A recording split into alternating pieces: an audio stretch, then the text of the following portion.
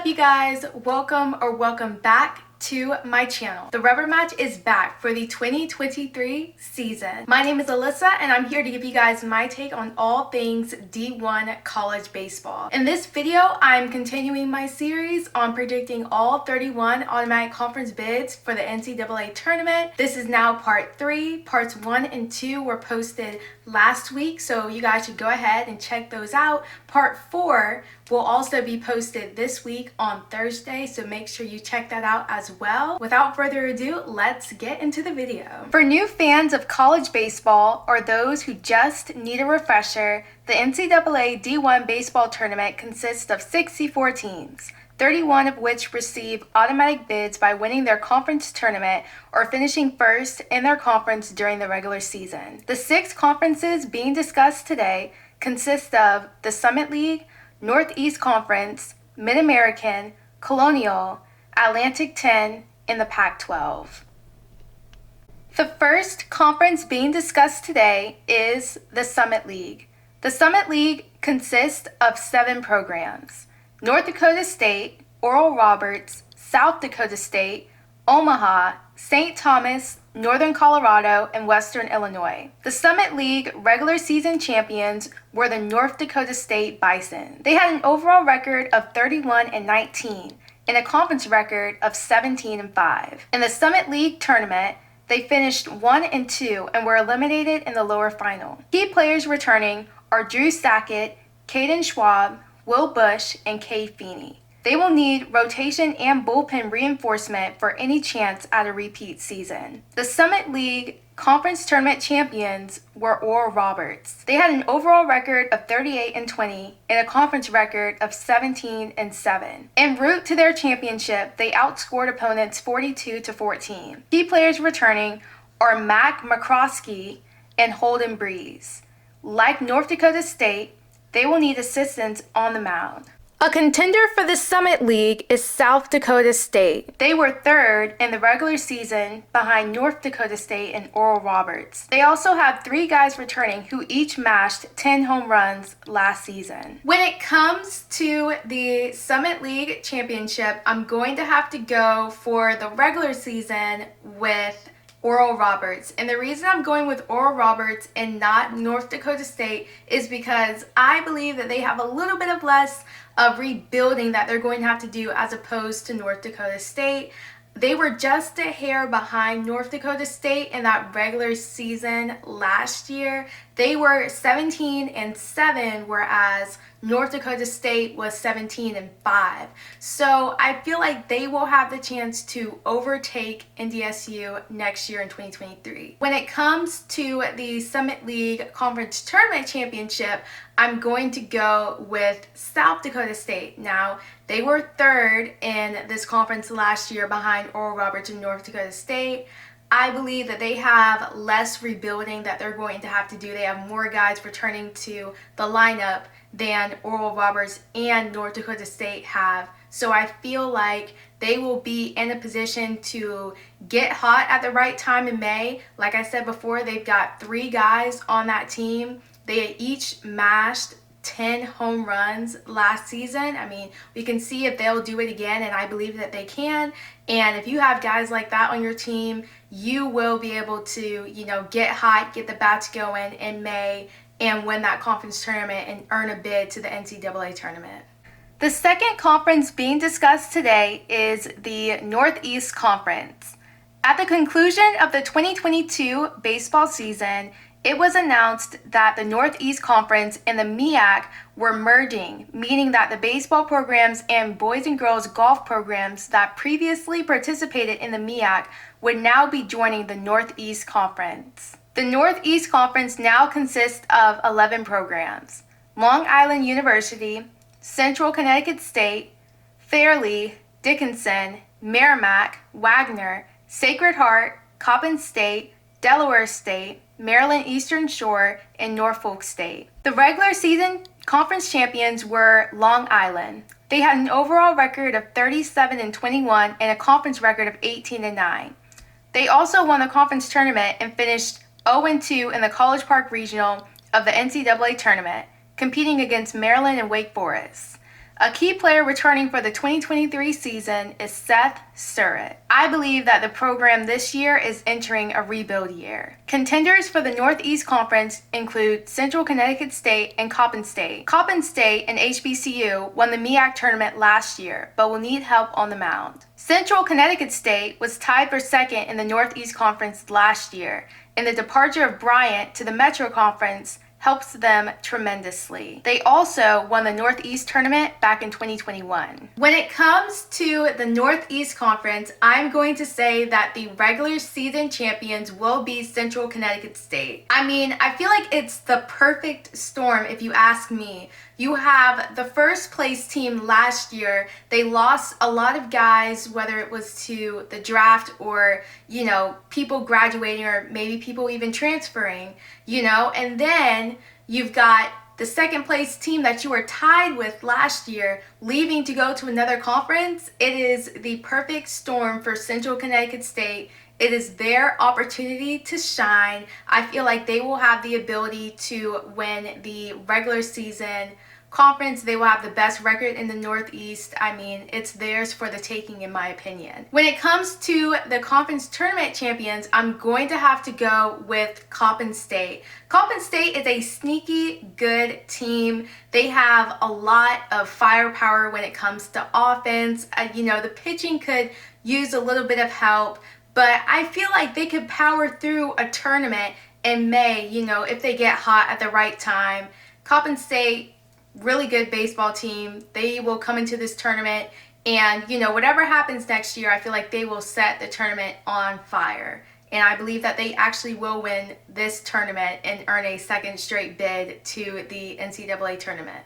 The third conference being discussed today is the Mid-American Conference. It consists of 11 programs: Ball State, Central Michigan, Toledo, Ohio, Kent State, Miami, Ohio, Eastern Michigan, Western Michigan, Bowling Green, Northern Illinois, and Akron. The Mid-American regular season conference champs were Ball State.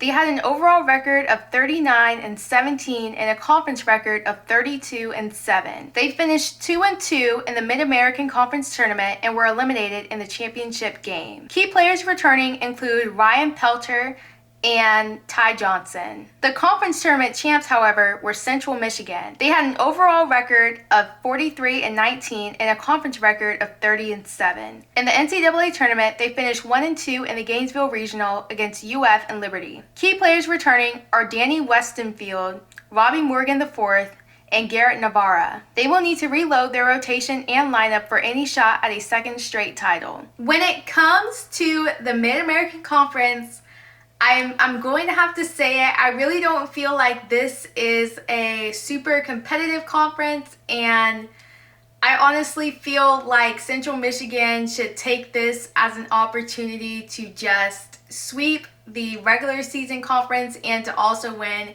the conference tournament. I believe that they did win the conference tournament back in 2021, and they were invited to the NCAA tournament. I really do feel like they can do it again. The only real contenders in this conference, in my opinion, are Ball State and Central Michigan. And Central Michigan, they have more guys coming back. I feel like they're a stronger team on offense and on the mound as well. And this is their opportunity to really take the crown, in my opinion.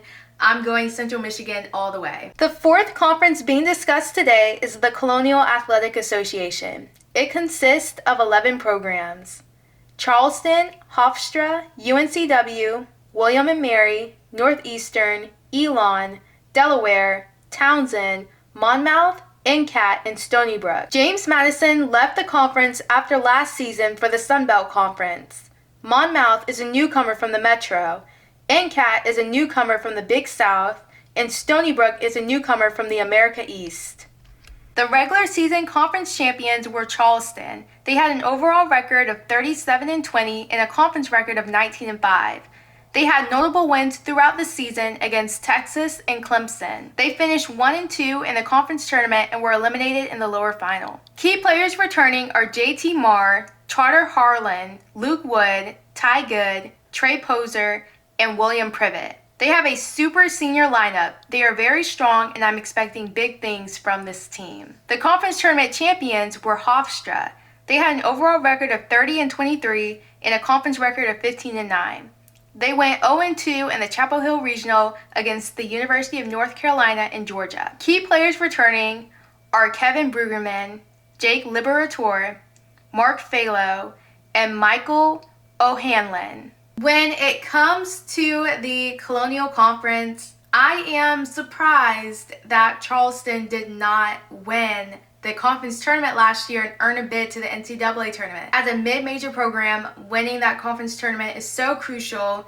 I believe that them being left out of the tournament last year, because a lot of the guys that were on that team last year, they're on the team this year. I feel like them understanding that they were left out of the NCAA tournament because they didn't win that conference tournament, I feel like that will fuel them throughout the 2023 season.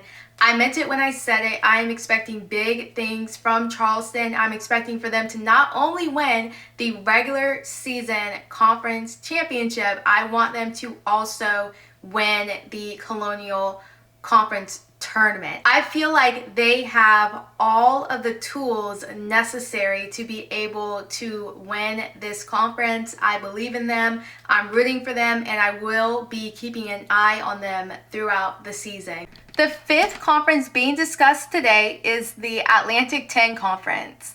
The Atlantic 10 Conference consists of 12 programs: Davidson, VCU, St. Louis, Rhode Island, George Mason, St. Joseph, Richmond, Dayton, George Washington, Fordham, UMass, and St. Bonaventure. The regular season conference champions were Davidson. They had an overall record of 43-13 and a conference record of 20-4.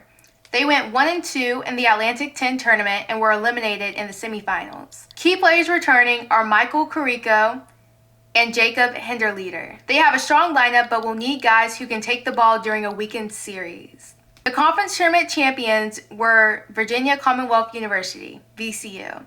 They had an overall record of 45-25 and a conference record of 19-5.